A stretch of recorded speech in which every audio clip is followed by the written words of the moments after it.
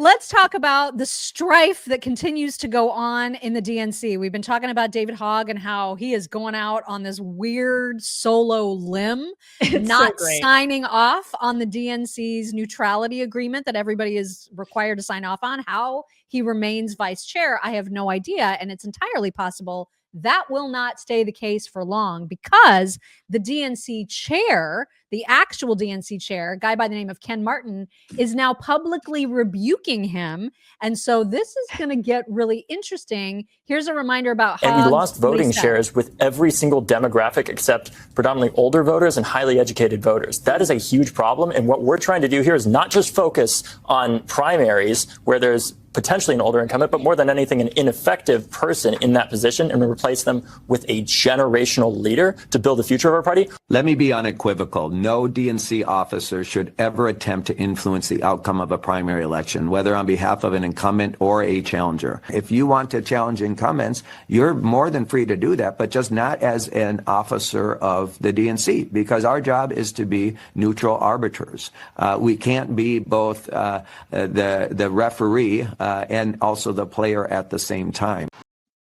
Oh my God. Are you just loving this? It's like I love it. The theater nerds in like the Pride Club are like sparring. You know what I mean? In high school, they're all having a fight, and we're just like all watching. We're just watching.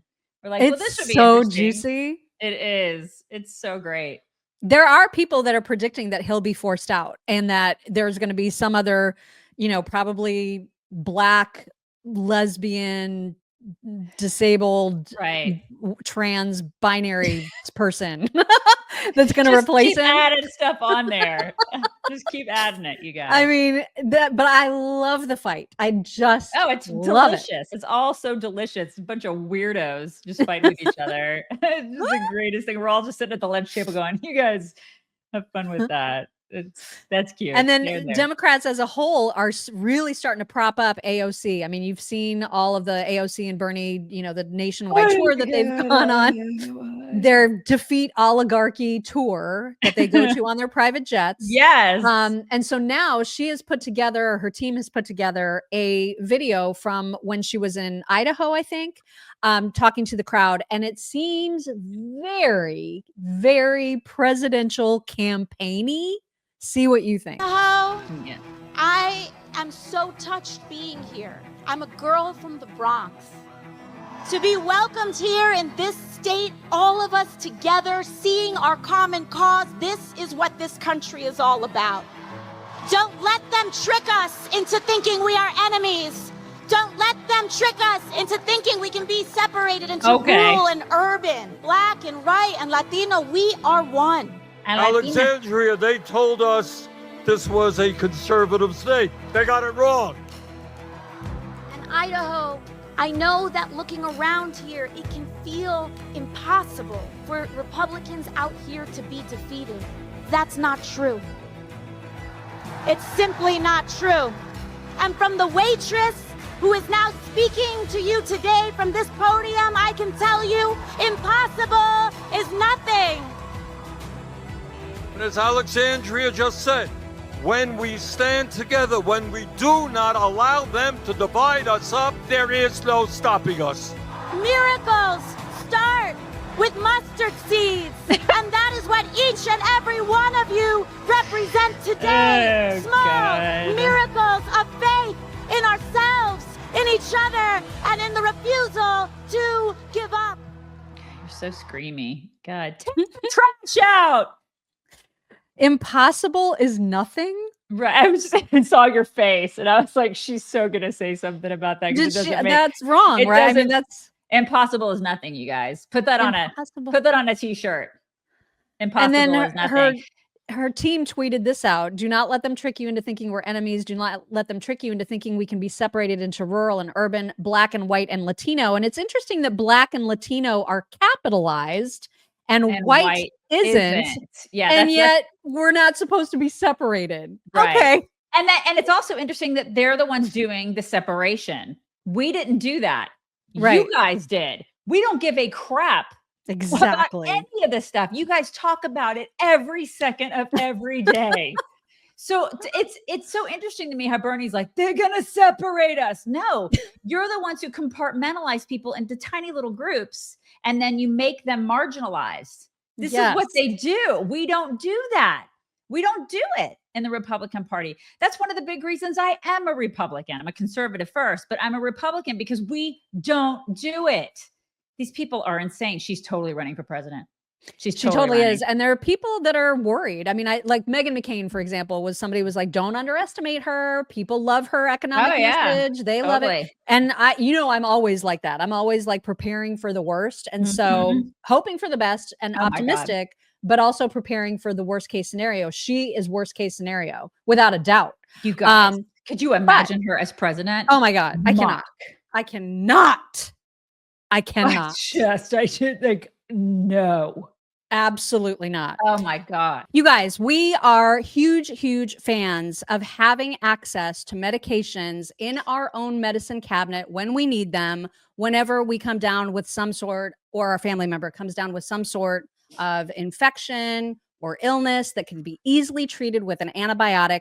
We have those on hand, and you can too. It is so easy. There's no reason for you to wait to get sick and then have to make try to get into an urgent care, try to get into your regular doctor, and have to sit in a waiting room with a bunch more sick people.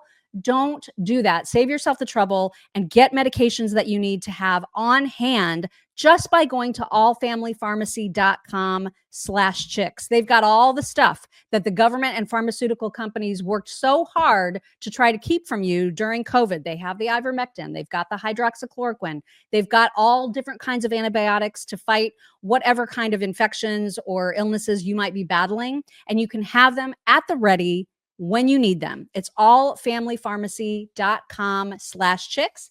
And because of course they're our sponsor, they offer 10% off to our audience when you use code CHICKS10. CHICKS10.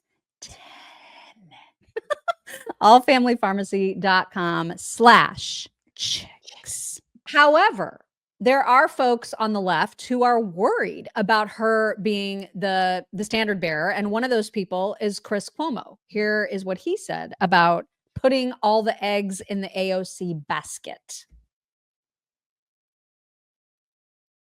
AOC has done nothing meaningful in Congress. She's done it all on social media. And she's one of your leading names in who's going to be president. Do you not get this concept of 80-20? She's an 80-20 loser all day long. Why?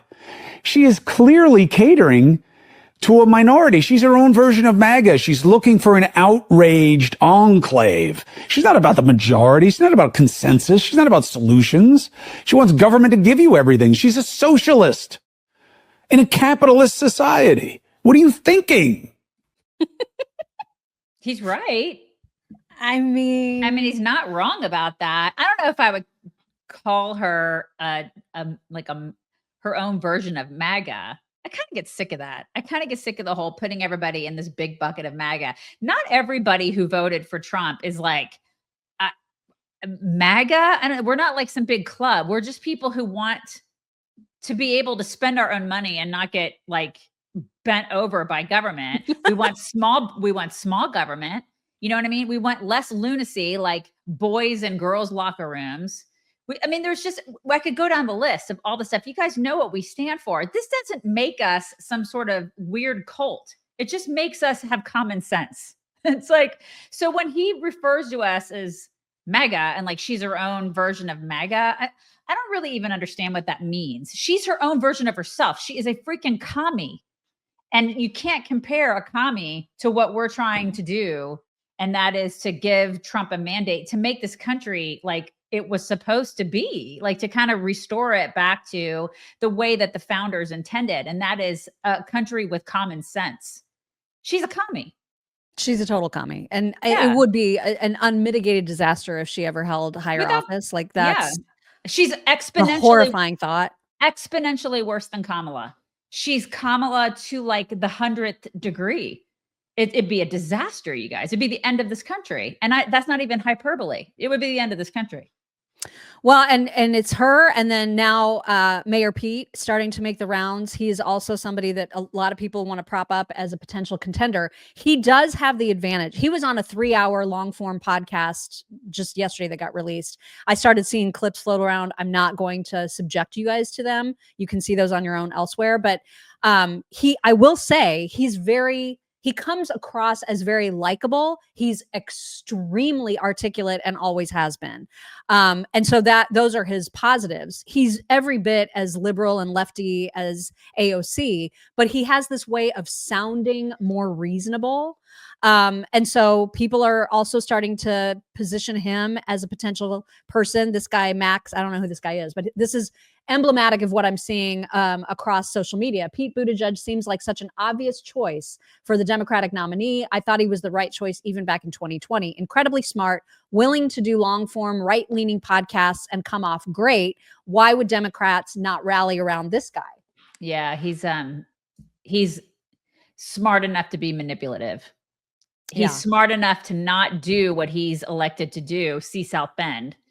And Department of and transportation secretary. He's smart enough to be able to not do his job and still be revered as somebody who knows what he's doing. I have how does this guy have a freaking job? I don't get it. If he worked in the private sector, he would be working at Starbucks right now. Nothing against the baristas, because some of them can really make great coffee, but he is not qualified to do anything.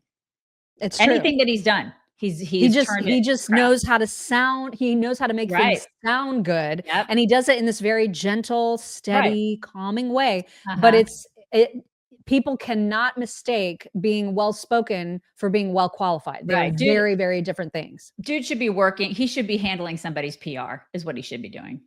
Yeah. Because he's really good at that.